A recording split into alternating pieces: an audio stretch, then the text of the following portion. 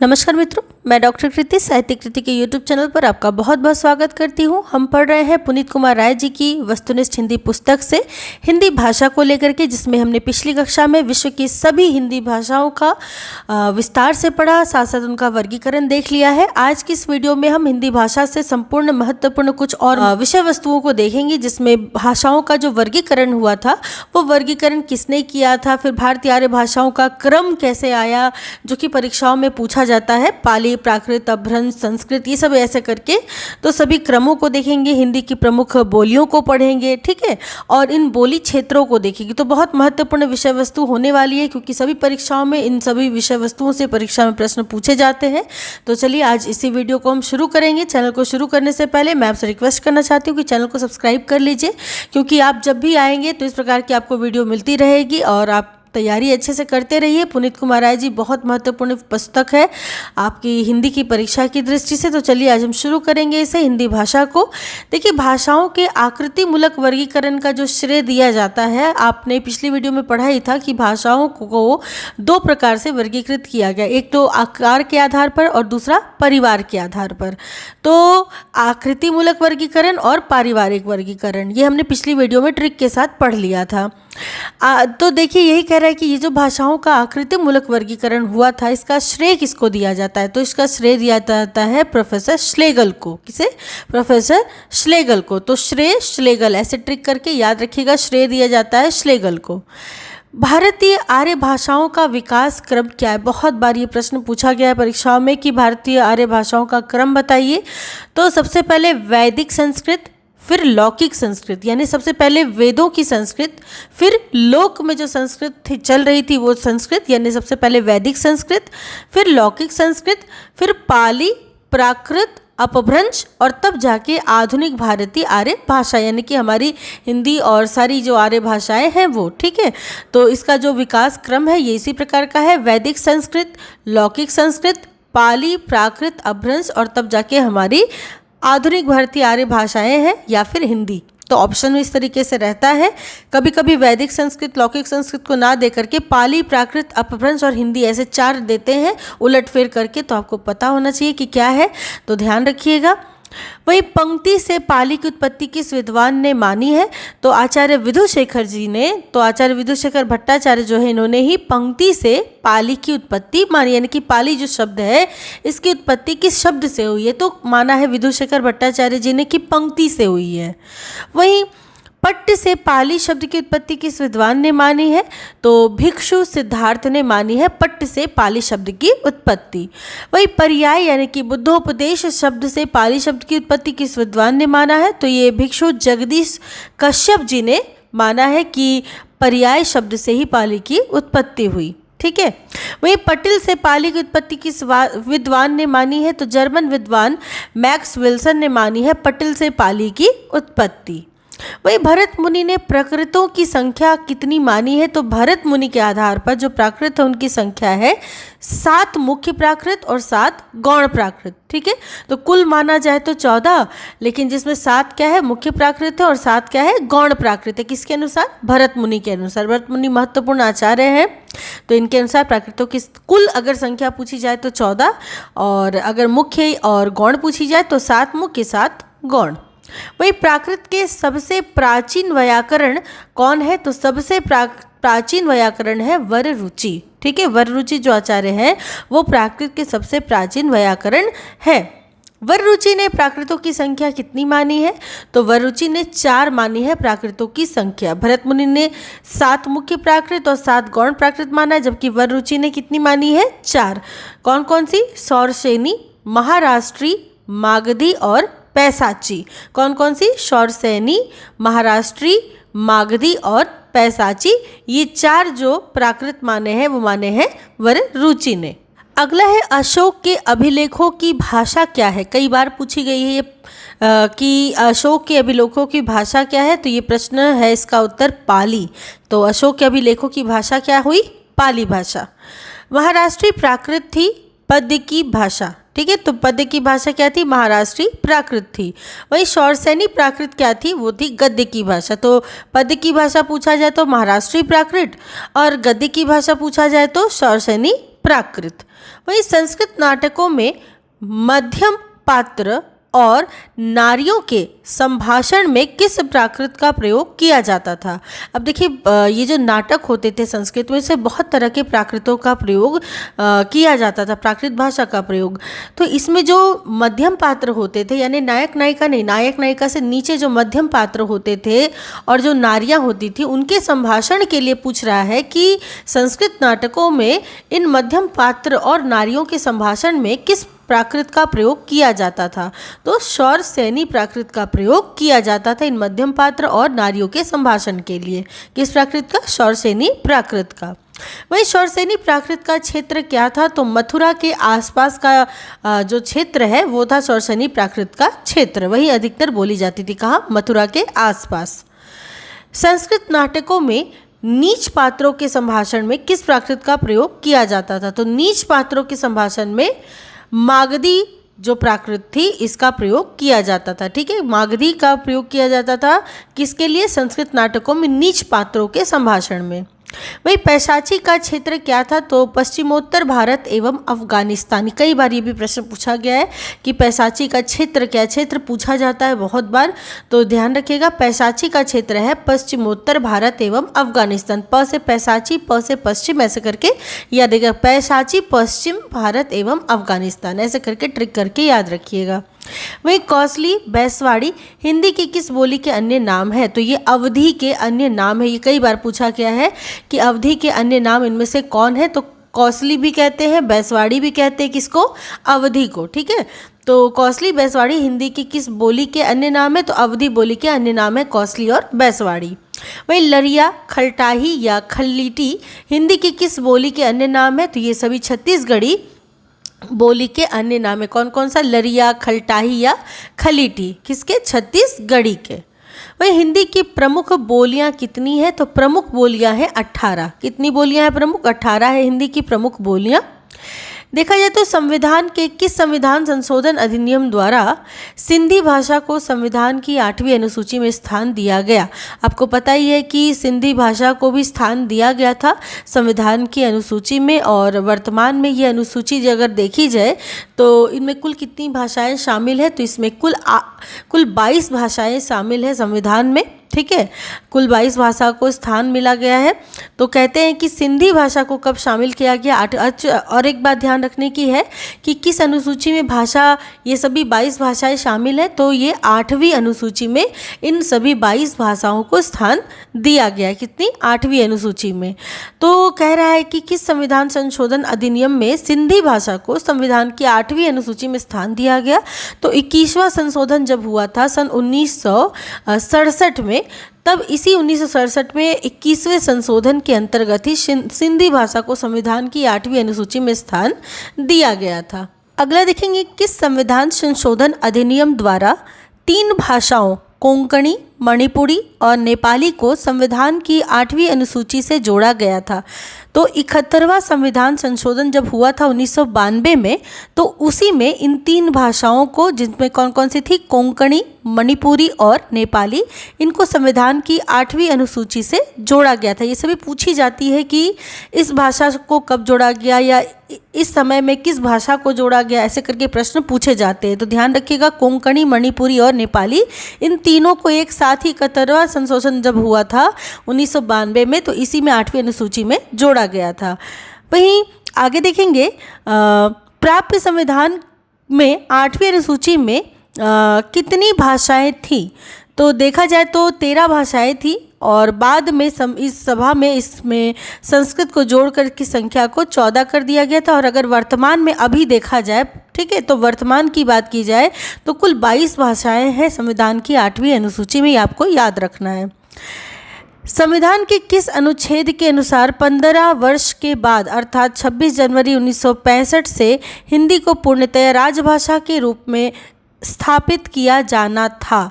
तो अनुच्छेद 343 अनुच्छेद 343 के अनुसार ये प्रावधान था कि 15 वर्ष के बाद, यानी कि आज़ादी के 15 वर्ष के पश्चात क्या हुआ था कि 26 जनवरी सन 1965 ईस्वी से हिंदी को पूर्णतया राजभाषा के रूप में स्थापित किया जाएगा, ऐसा बोला गया था और ये प्रावधान था अनुच्छेद 343 में। आगे देखेंगे पिजिंग हिंदी के उदाहरण है, ठीक है। तो बम्बईया हिंदी, कलकतिया हिंदी, ठीक है। तो बम्बईया हिंदी या कलकतिया हिंदी इसी के उदाहरण है पिजिन। वहीं हिंदी में वाच्य कितने हैं? तो हिंदी में 3 वाच्य हैं, कृत्यवाच्य, कर्मवाच्य और भाववाच्य। कृत्यवाच्य यानी कर्ता जो होता है, कर्म, ठीक है, कर्ता, कर्ता, कर्म और भाव, एक तरीके से आप इसको ऐसे याद रख सकते हैं। तो कृत्यवाच्य, कर्मवाच्य और भाववाच्य, ये 3 प्रकार के वाच्य हैं किसमें? हिंदी में।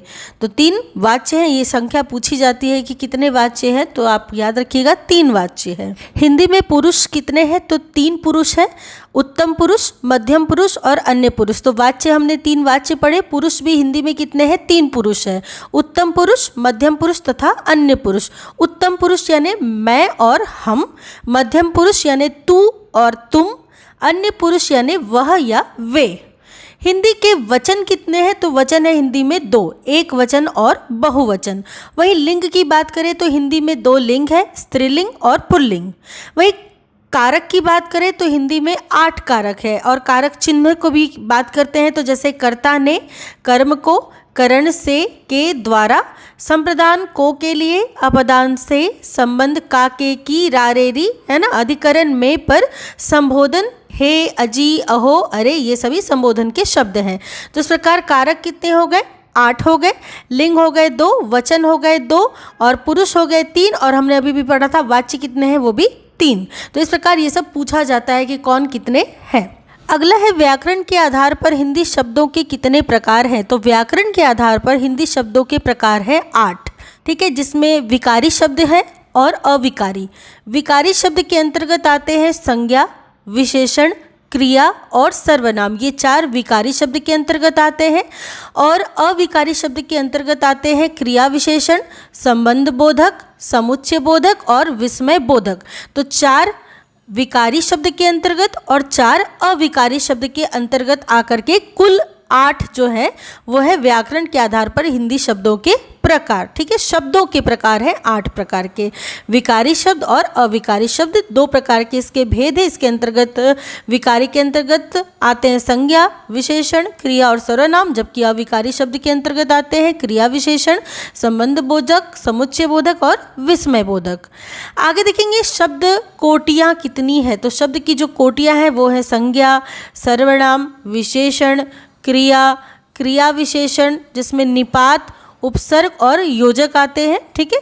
तो इस प्रकार शब्दों की ये क्या है? कोटियाँ हैं। वहीं व्याकरणिक कोटियाँ कौन कौन सी हैं? तो व्याकरणिक कोटियाँ हैं लिंग, वचन, पुरुष, कारक, अर्थात व्याकरण का जो उसमें पुट लगाया जाता है। हिंदी में जो व्याकरण चलता है वो है लिंग, वचन, पुरुष, कारक, काल, पक्ष या प्रकार, वृत्ति या अर्थ तथा वाच्य, ये सभी व्याकरण की कोटियाँ हैं। और शब्द की कोटियाँ तो आपने देखी, संज्ञा शब्द सर्वनाम के शब्द है ना, विशेषण, क्रिया, क्रिया विशेषण, क्रिया विशेषण के अंतर्गत ही आता है निपात, उपसर्ग और योजक चिन्ह। तो इस प्रकार शब्द की कोटियाँ और व्याकरण की कोटियाँ। आगे देखेंगे संविधान की 8वीं अनुसूची में कितनी भाषाओं को मान्यता प्राप्त है। जैसा कि मैं बार बार आपसे कह रही हूँ कि बहुत बार पूछा गया प्रश्न है, 22 भाषाओं को मान्यता प्राप्त है संविधान की 8वीं अनुसूची के अंतर्गत। अब हम देखेंगे इनमें से कौन कौन सी भाषाएं, क्योंकि ये भाषाएं परीक्षाओं में आपको मिलेंगी।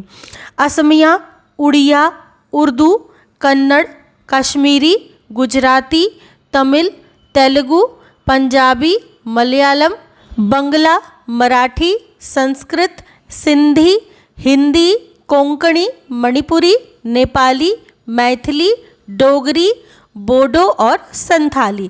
तो इस प्रकार ये सभी जो क्या है 22 भाषाएं हैं संविधान की 8वीं अनुसूची में। 1 से 2 बार बस इसको पढ़िएगा, आपको एकदम अच्छे से याद हो जाएगी, कोई कठिन नहीं है। बस 2 से 3 बार रिवीजन करिए, पढ़िए। रिवीजन बहुत ज़रूरी है किसी भी परीक्षा के लिए, बार बार उस चीज़ को दोहराइए तो वो चीज़ें अपने आप आपको याद हो जाएंगी। अब चलिए हम चलेंगे अपभ्रंश की ओर। तो अपभ्रंश की बात की जाए तो जब हमने पढ़ा था कि भारतीय आर्य भाषाओं का विकास कैसे हुआ था, तो वैदिक संस्कृत, लौकिक संस्कृत, पाली, प्राकृत, अपभ्रंश और तब जाके भारतीय जो आधुनिक भारतीय आर्य भाषाएं थी वो आ रही थी। ठीक है, तो ये जो अपभ्रंश आया था, तो इस अपभ्रंश से कितने प्रकार के अपभ्रंश की शाखाएं निकली, कौन कौन से अपभ्रंश थे, तो यहाँ पे कुल 6 अपभ्रंशों की हम बात करेंगे जिससे आधुनिक आर्य भाषाओं का, विभिन्न भाषाओं का विकास हुआ है। तो मुख्यतः ये कितने अपभ्रंश हैं? 6 अपभ्रंश हैं। ठीक है, क्योंकि अपभ्रंश के बाद ही आता है आधुनिक भारतीय आर्य भाषाएं। ठीक है, पाली, प्राकृत, अपभ्रंश और तब जाकर के आधुनिक भारतीय आर्य भाषाएं। तो ये अपभ्रंश से कौन कौन सी आधुनिक भारतीय आर्य भाषाएं निकली थी, तो विभिन्न अपभ्रंश थे, इनसे विभिन्न प्रकार की भाषाएं निकली थी। तो अब हम अलग अलग देखेंगे कि किस अपभ्रंश से कौन सी भाषा निकली थी। तो सबसे पहले अपभ्रंश की संख्या की बात देख लेते हैं। तो 6 अपभ्रंश हमारे सामने हैं। कौन कौन से? सौरसेनी अपभ्रंश, अर्धमागधी अपभ्रंश, मागधी अपभ्रंश, खस, ब्राचड़ और महाराष्ट्री अपभ्रंश। तो सबसे पहले तो आपको ये याद रखना है 6 अपभ्रंश कौन कौन से? सौरसेनी, अर्धमागधी, मागधी, खस, ब्राचड़ और महाराष्ट्री। ठीक है, अब देखिए सौरसेनी जो अपभ्रंश है, इससे कौन सी आधुनिक भारतीय आर्य भाषा का विकास हुआ? तो सौरसेनी अपभ्रंश से पश्चिमी हिंदी का विकास हुआ था। पश्चिमी हिंदी के अंतर्गत क्या क्या आती है? ब्रजभाषा, खड़ी बोली, बांगरू, कन्नौजी और बुंदेली। ठीक है, तो ये पश्चिमी हिंदी से निकलने वाली सभी आर्य भाषाएं हैं जो कि सौरसेनी अपभ्रंश से मूलतः निकली हैं। वहीं अर्धमागधी अपभ्रंश, इनसे निकलने वाली जो भाषाएं वो है पूर्वी हिंदी। जहाँ सौरसेनी से पश्चिमी हिंदी निकली थी, वहीं अर्धमागधी से पूर्वी हिंदी निकली। पूर्वी हिंदी में मुख्यतः 3 भाषा देखने को मिलती, अवधी, बघेली और छत्तीसगढ़ी। ये सभी बहुत महत्वपूर्ण है क्योंकि एक न एक प्रश्न तो आपको मिलेगा ही मिलेगा इससे, तो ध्यान रखिएगा। अर्धमागधी से पूर्वी हिंदी निकली और पूर्वी हिंदी के अंतर्गत आती है अवधी, बघेली और छत्तीसगढ़ी। अलग से ये भी पूछा जाता है कि किसके अंतर्गत आती है, तो पूर्वी हिंदी के अंतर्गत। वहीं मागधी से निकली है भोजपुरी, मैथिली, मगही, बंगला, असमी और उड़िया। तो भोजपुरी, मैथिली, मगही, बंगला, असमी और उड़िया, ये सभी निकली है मागधी अपभ्रंश से। वहीं खस से पहाड़ी हिंदी निकली है, जिससे ये कह सकते हैं सौरसेनी से प्रभावित भी है खस। ठीक है, तो खस से कौन सी हिंदी निकली? पहाड़ी हिंदी। वहीं ब्राचड़ से निकली है पंजाबी, यह भी क्या है? सौरसेनी से प्रभावित है। तो ब्राचड़ से कौन सी निकली? पंजाबी भाषा। वहीं महाराष्ट्री से मराठी। तो ये तो आसान ही है। तो इस प्रकार आप देख सकते हैं कि 6 प्रकार के अपभ्रंश है और इन 6 अपभ्रंश से विभिन्न प्रकार की आधुनिक भारतीय आर्य भाषाओं का विकास हुआ है। अगला अब हम देखेंगे उर्दू शब्द किस भाषा का है। तो उर्दू जो शब्द ही है वो है तुर्की भाषा का, जिसका अर्थ क्या होता है? पड़ाव, शिविर या खेमा। ये भी प्रश्न कई बार देखा गया परीक्षाओं में कि उर्दू शब्द का अर्थ क्या है। तो इसका अर्थ है पड़ाव कह सकते हैं, शिविर कह सकते हैं, खेमा कह सकते हैं। ठीक है, तुर्की भाषा का शब्द है उर्दू। भारोपी परिवार की भाषा हित्ती का क्षेत्र क्या था? तो बोगाजकोई जो कि तुर्की में है, ये था क्षेत्र हित्ती का क्षेत्र। ठीक है, भारोपी परिवार की एक भाषा है हित्ती। ठीक है, जो भारोपी परिवार के अंतर्गत आती है और इसका क्षेत्र क्या है? तुर्की में बोगाजकोई। वही भारोपी परिवार की भाषा तोखारी का क्षेत्र क्या था? तो तोखारी का क्षेत्र था तुर्फान, जो कि मध्य एशिया में है। आगे हम कुछ ग्रंथों के बारे में पढ़ेंगे जो कि जानना जरूरी है, जैसे कि निरुक्त इसके रचयिता थे यास्क, अष्टाध्यायी पाणिनि इसके रचयिता थे, उणादि सूत्र के भी पाणिनि ही थे, महाभाष्य पतंजलि का है, महाभाष्य दीपिका भर्तृहरि जी का है, वाक्य पद्य भी भर्तृहरि का है, योग सूत्र पतंजलि का है और वार्तिक कात्यायन का है। ठीक है, कभी कभी इनसे पूछा जाता है, जैसे अष्टाध्यायी, निरुक्त, ये सब कभी कभी देखने को मिलता है। आगे देखेंगे निघंटु का क्या अर्थ है, निघंटु है क्या? तो ये एक वैदिक शब्दकोश है। ये भी पूछा गया था कई बार परीक्षाओं में कि निघंटु क्या है, तो निघंटु है एक वैदिक शब्दकोश। निरुक्त के प्रणेता कौन थे? तो निरुक्त के प्रणेता हमने पढ़ा ही यास्क मुनि थे। यास्क प्रणीत निरुक्त के कितने खंड हैं? तो इसके 2 खंड है, निरुक्त और निघंटु। निघंटु क्या है? वैदिक शब्दकोश। तो यास्क द्वारा लिखा गया निरुक्त, इसके कितने खंड है? 2 खंड है, निरुक्त और निघंटु। वही धातु पाठ, गण पाठ, उणादि सूत्र, लिंगानुशासन किसकी रचनाएं मानी जाती हैं? तो ये सभी पाणिनि की रचनाएं मानी जाती हैं। वहीं अष्टाध्यायी में कितने अध्याय और सूत्र हैं? तो अष्ट अध्याय, तो यहीं से समझ में आ रहा है अष्ट अध्याय यानी 8 अध्याय। और अध्याय में सूत्र कितने हैं? तो कुल सूत्र है 3980 सूत्र। तो 8 अध्याय और 3980 सूत्र हैं किसमें? अष्टाध्यायी। और अष्टाध्यायी किसकी रचना है? तो पाणिनि की रचना है। आगे है अष्टाध्यायी में माहेश्वर सूत्रों की संख्या कितनी है? तो 14 है माहेश्वर सूत्रों की संख्या अष्टाध्यायी में। वहीं पाणिनि ने पदों को कितने विभागों में बांटा है? तो 2 भागों में पाणिनि ने पदों को बांटा है, सुबंत और तिङन्त। निरुक्त क्या है? शब्दों में प्रकृति और प्रत्यय का विवेचन है निरुक्त, जो कि व्युत्पत्ति शास्त्र में है। वहीं पाणिनि ने शब्दों को क्या माना है? तो पाणिनि शब्दों को माना है धातुज। महाभाष्य दीपिका त्रिपदी महाभाष्य नामक टीका किसने लिखी है? तो महाभाष्य दीपिका नामक टीका जो है वो लिखी है भर्तृहरि जी ने। वही वेदों की सुरक्षा तथा उनके तात्विक अध्ययन के लिए 6 अंग विकसित हुए थे। किसके लिए? वेदों की सुरक्षा तथा उनके तात्विक अध्ययन के लिए। ये 6 अंग कौन कौन से हैं? तो शिक्षा, कल्प, व्याकरण, निरुक्त, छंद और ज्योतिष। ठीक है, तो शिक्षा, कल्प, व्याकरण, निरुक्त, छंद और ज्योतिष, ये 6 प्रकार के 6 अंग विकसित हुए थे वेदों की सुरक्षा तथा उनके तात्विक अध्ययन के लिए। इसमें से शिक्षा, व्याकरण, निरुक्त और छंद का संबंध भाषा शास्त्र से है। शिक्षा का संबंध ध्वनि से है। व्याकरण में पद विज्ञान और वाक्य विज्ञान का समन्वय है।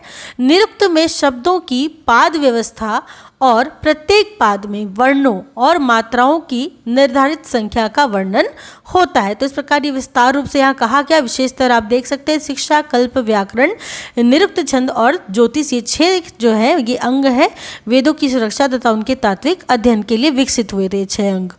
वहीं प्रातिशाख्य क्या है? तो यह है शिक्षा का विशद रूप। क्या है? प्रातिशाख्य शिक्षा का विशद रूप। वही संप्रति कितने प्रतिशाख्य उपलब्ध हैं? तो संप्रति के 6 प्रतिशाख्य उपलब्ध हैं। वही ऋक् प्रतिशाख्य और अथर्व प्रतिशाख्य के रचयिता कौन है? तो ये शौनक है। वही शुक्ल यजु प्रतिशाख्य के रचयिता है कात्यायन। तैत्तिरीय और मैत्रेयणी प्रतिशाख्य किस वेद से संबंधित है? तो ये कृष्ण यजुर्वेद होना चाहिए, तो कृष्ण यजुर्वेद से ये संबंधित है। वही सामवेद का प्रतिशाख्य है पुष्प सूत्र।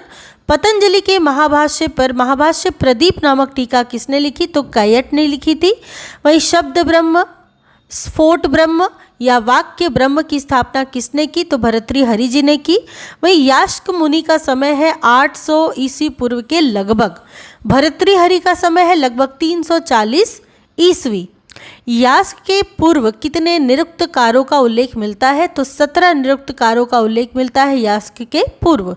घोष और अघोष ध्वनियों की दृष्टि से हिंदी, अंग्रेजी, फ्रेंच आदि भाषाओं के सभी स्वर क्या हैं? तो घोष और अघोष ध्वनियों की दृष्टि से हिंदी, अंग्रेजी, फ्रेंच आदि भाषाओं के सभी जो स्वर हैं वो है घोष स्वर। ठीक है, घोष और अघोष ध्वनियों की दृष्टि से।